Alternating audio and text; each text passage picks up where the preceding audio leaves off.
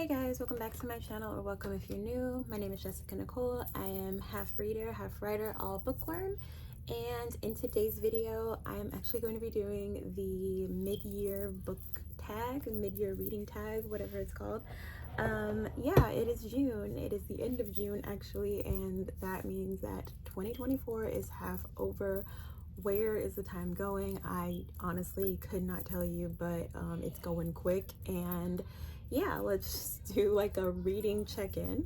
So I wrote down the questions and my answers to the questions on this piece of paper here. But first, before we get into that, my reading goal for the year started out as 80 books.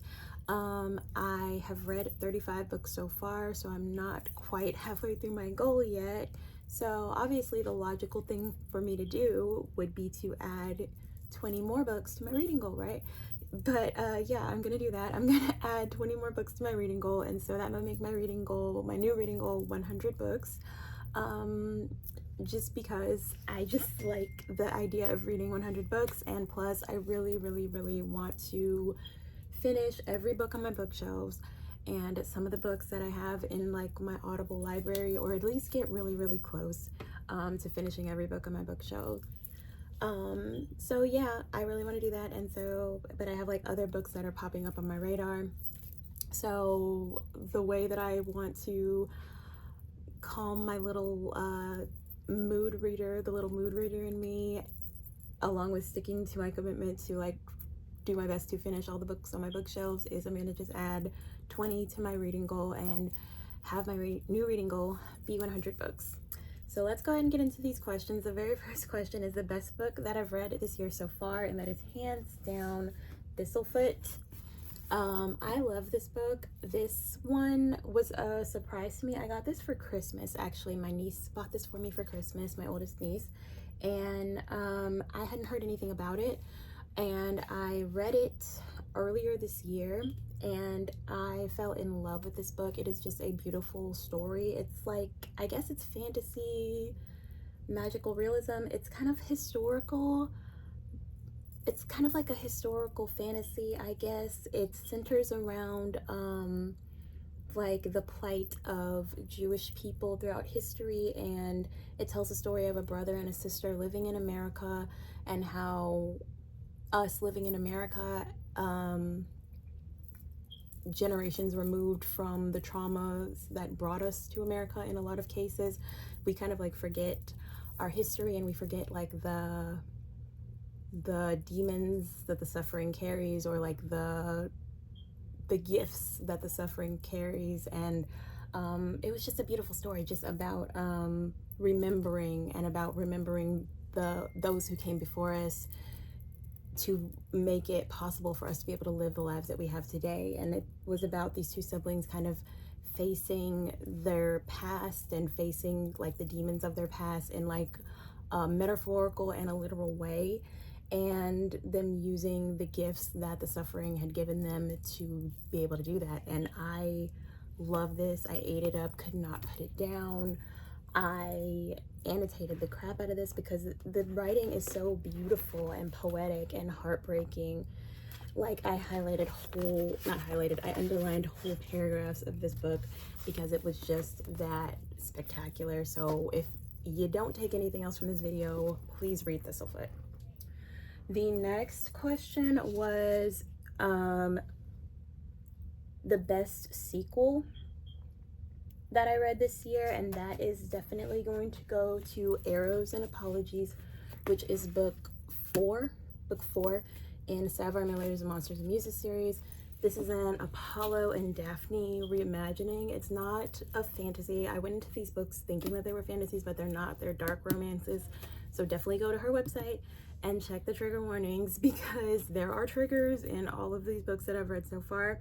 I'm on book 5 out of 6 in the series so far, and that one's a doozy, and I just started it. But anyways, these are really good books. She handles the traumas and things that the characters have been through like really well. She handles them with care, and they're great stories. They're wonderful dark romances. They're not like light and fluffy rom-coms, so don't go into them thinking that or expecting that, because they are dark romances. They are true dark romances, okay? But this one, I read this one and book 3 this year. I did not like book 3.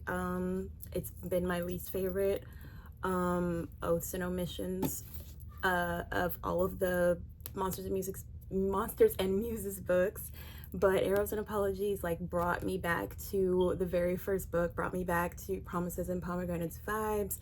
I love the male main character. I love how he's just an acts of service king, Alistair. And I love our female main character too. I love how their relationship dynamic was like he falls first. It was like very cat and mouse. It was it was forced proximity because she like becomes his assistant after they have like a one night thing, and then she ends up living with him just kind of by accident. And it's just, I don't know, it was just like a really fun story, even with all like the dark surroundings the love story. It just ended up being like a really beautiful love story, and like I highly recommend it if you're a fan of dark romances. Plus this cover is so pretty. I just love the covers of these books. Like even if I wasn't gonna read these books, I would have them just to have the covers on my bookshelf because they are such pretty covers, but the books are also so good. The next question is a new release that you are anticipating in the second half of the year, and that is going to go to Wisteria, which is the third book in the Belladonna trilogy. I have not read Belladonna yet, and I'm already like anticipating Wisteria because of what I've heard about Belladonna and Foxglove. I just know they're going to be right up my alley. So I'm going to start reading Belladonna like at the end of the summer. That way I can read Foxglove right after that. And then I believe Wisteria, the last book, comes out like either at the end of the summer or the beginning of the fall. So I won't have to wait too long because apparently these end on cliffhangers. Or I think I heard the book 2 definitely ends on a cliffhanger. So I do not like cliffhangers. I do not like waiting. So I'm timing it that way and just holding myself off until then. This is a love story about a girl who can actually see like death.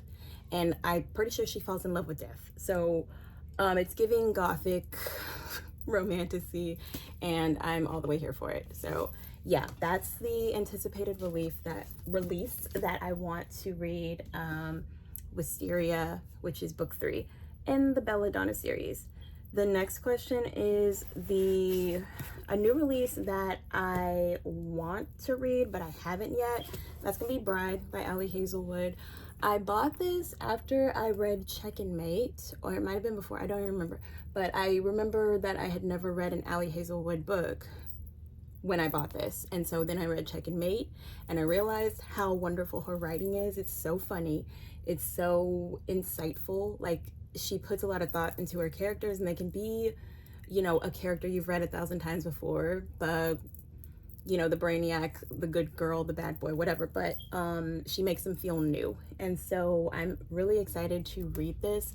This is about a vampire girl who is like married off to a werewolf guy to like secure an alliance between werewolves and vampires.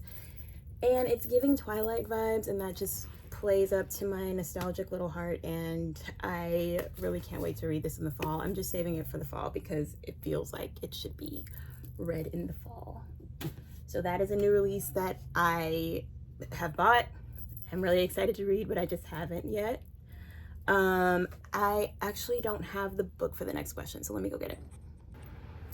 Okay, the next question is the book that was the biggest surprise this year, and that's gonna go to Valiant by Holly Black. So I knew I wanted to read the Modern Fairy Tales by Holly Black this year. These are like the prequels to the Folk of the Air trilogy, which is like one of my favorite fantasy trilogies of all time. I love Cardan and Jude, and so this kind of gets you into the world of fairy. And Valiant is like a standalone within that trilogy. So really and truly, the first book, Tithe, and the last book, Ironside, are like a duology because they follow the same characters, same storyline. And then Valiant is like a book that kind of introduces a setting and some of the characters that end up in Ironside. But you don't really have to read Valiant to understand what's going on in Ironside. So I was honestly going to skip this one when I found out about that because I didn't really love Tithe. It was a cute, cool story, but I wasn't like obsessed with it the way I was with the Cruel Prince trilogy. So I was gonna skip Valiant and just go to Ironside to see like how that story ended up. But I am so glad that I didn't, because this ended up being my favorite one out of the Modern Fairy Tales trilogy. I loved this book. It is so gritty and atmospheric, and it just took me completely by surprise. It had me from the first chapter and did not let me go until the very end. And then even then I wanted more, and I was like hoping to see some of these characters end up in the last book, Ironside, and they did, and I was so happy. So this was such a big surprise. If you haven't read this book, I would highly recommend it. It's just really good. This is about a girl named Val, and she is betrayed by someone very close to her. So she runs away from home one night. She ends up living on like the streets of New York, and she falls in with these other like kids living on the streets of New York. They're all teenagers, and she gets mixed up with these other kids who are like indebted to this troll. And they sell, what do they call this? I forgot what they call it, but it's basically magic, like in syrup form. And so they sell it to the Fae living in New York so that they can live in the city with all the iron and stuff. Never, they call it Never. They sell it to them so that they can keep living, so that the iron won't slowly kill them. But the kids kind of misuse this, and chaos ensues, and Val has to kind of find herself in all of this. She loses herself for a while and finds herself, and it's just a really good story about like growing up and self-discovery, and I just didn't expect to like it as much as I did. So the next question is a new favorite author. So she's not a new author, but she's new to me. Freida McFadden. I've read 3 of her books so far this year, and I'm so hooked, and I need like more Freida McFadden books in my life. First off, I read The Inmate in January, then I read The Teacher, and then most recently I read The Housemaid, and I'm planning on continuing our Housemaid series. But she's a thriller author, and I'm not really a thriller girly. It's like I read fantasy, I read romance, and then thriller. Like, it's my least favorite genre that I read, but I do enjoy reading a good thriller, like from time to time, like one a month or so. And they are unmatched in the fall. But yeah, and I just never read a Freida McFadden book, and I love her writing. I love how fast-paced it is. I love that it's easy for me to understand what she's writing about, but the twists are still twisty, like they're still hard to guess. So that's what I love about her writing, and I'm really interested in reading more of her work. Newest fictional crush, that's gonna go to Jax from the Once Upon a Broken Heart trilogy, specifically him in The Ballad of Never After. He's just like top tier in The Ballad of Never After, but I love Jax, the Prince of Hearts, tragic anti-hero. He's really a bad guy, honestly, but I love how he is with Evangeline.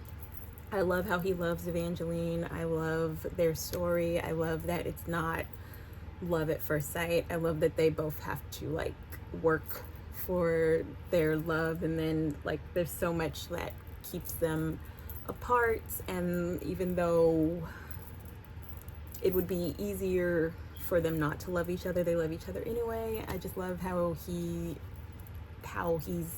is with her, how he's gentle with her when he's like got this reputation for being so ruthless. I love how protective he is of her. He's just like top tier book boyfriend, and yeah, my new fictional crush.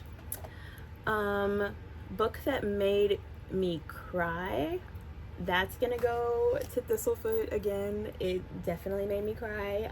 I was crying like a baby during some of these quotes and some of these scenes. It was just so beautifully written. Like, the writing is gorgeous, the story is breathtaking. I just loved it. I cried at many points throughout this book.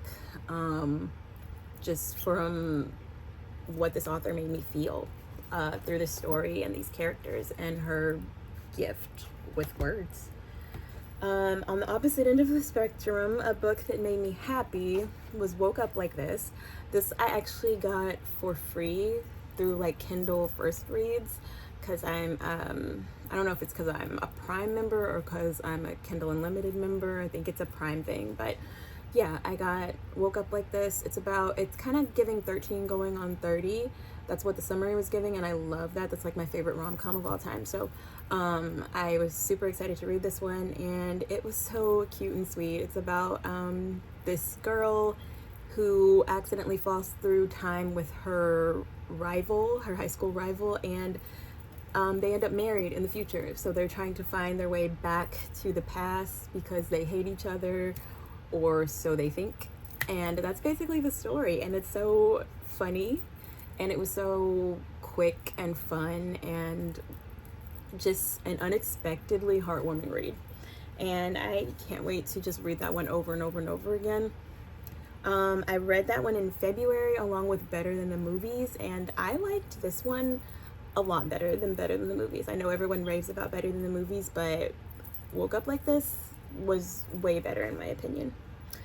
The most beautiful book that I bought this year was actually Trial of the Sun Queen, which I got, I have the audiobook version, and I just like this cover. These are like my type of covers.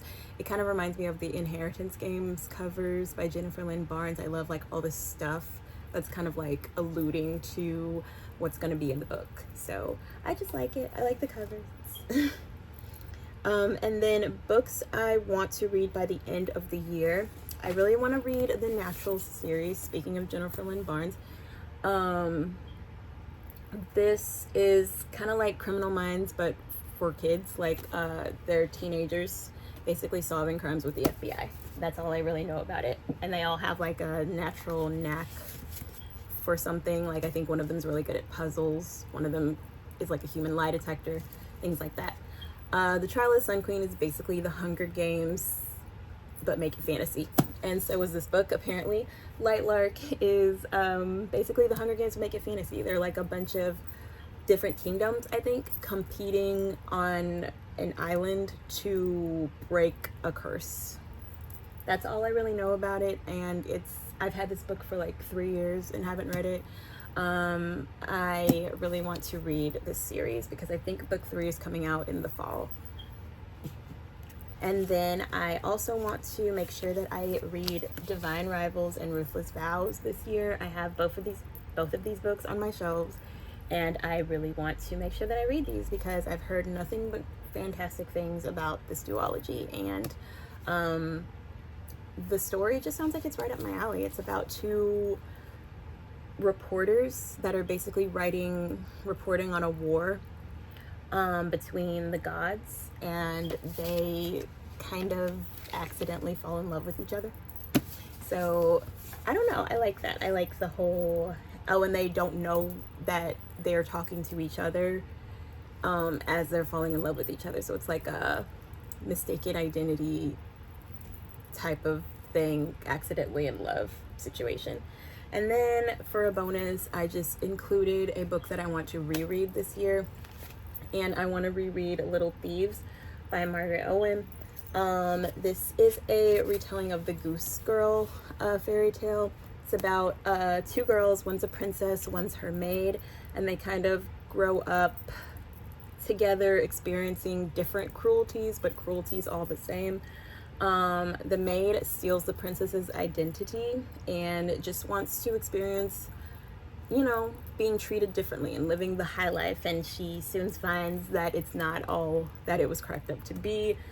There's a curse to be broken, a nosy but kind of hot investigator that is like hot on her heels, and lots of lessons that the both of them learn in the story. And yeah, it's super atmospheric and wonderful, and I want to read this again in the winter because it has a very wintry atmosphere.